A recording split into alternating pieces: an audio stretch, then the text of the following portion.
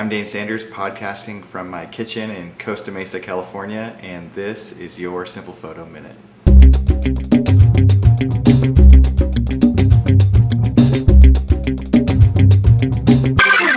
In last week's show, Leanna Lehman made a really cool distinction between people who run a photo business and people who run a really expensive photo hobby. And she made the distinction that those who really knew what they were doing financially were folks who could really turn the corner with their businesses. And I thought that was a really great insight and might make a great topic for this week's show.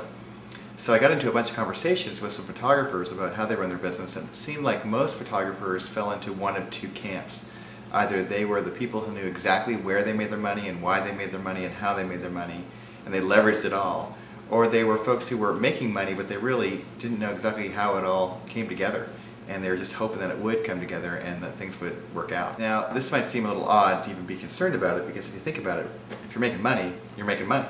But I found that the really successful photographers are the ones that turn the corner and make their money with intention and really leverage that intention in a good way.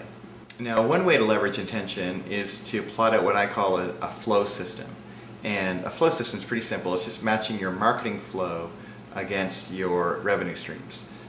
It's kind of like your production workflow, where you think about when you color correct and when you work on exposure and when you do proofing. You want to simplify your business by planning at the timing of all of those things in your workflow. Well, the same thing happens with marketing and merchandising. And as you're developing a relationship with clients, you don't want to have any gaps in your flow. The way I do it is I have actually 7 stages in my flow system. The first is the engagement delivery. The second is the slideshow delivery. The third is the pre-design delivery.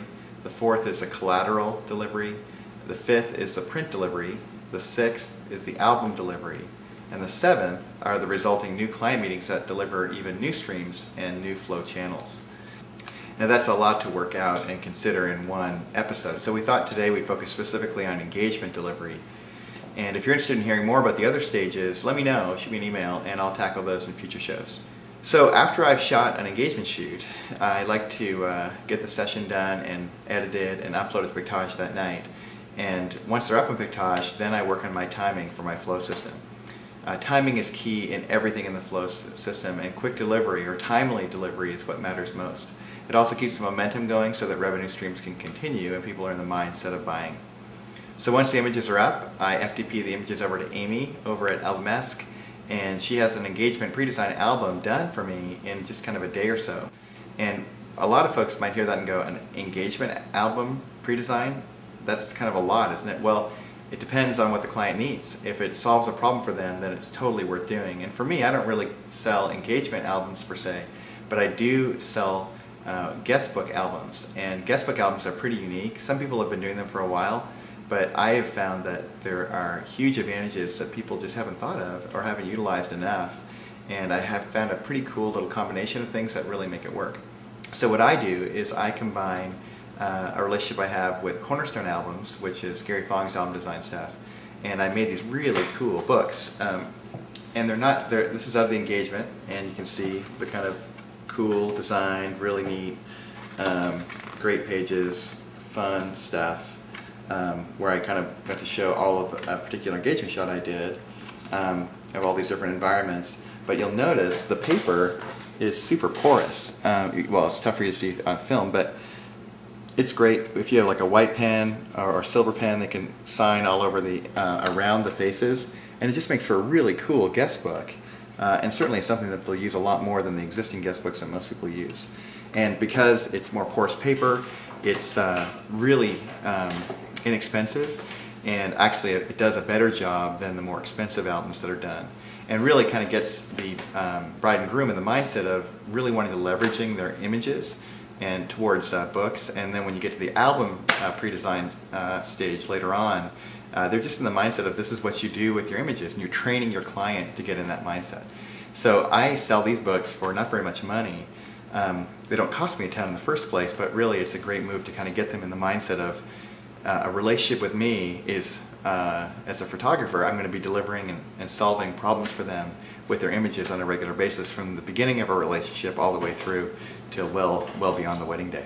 So once that stage is complete, there are a number of business side advantages from just doing the simple step of noticing the stage you're in and making the transaction happen.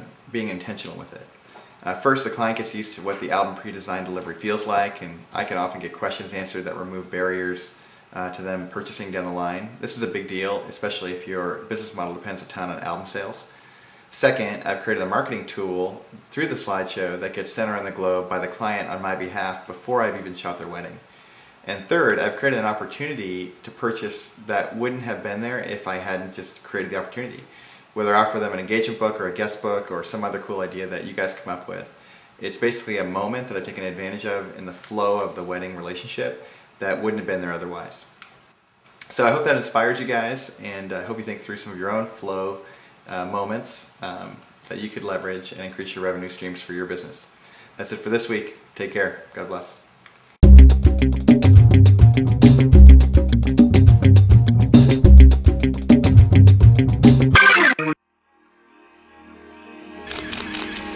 Photocastnetwork.com, your photography resource in the potosphere.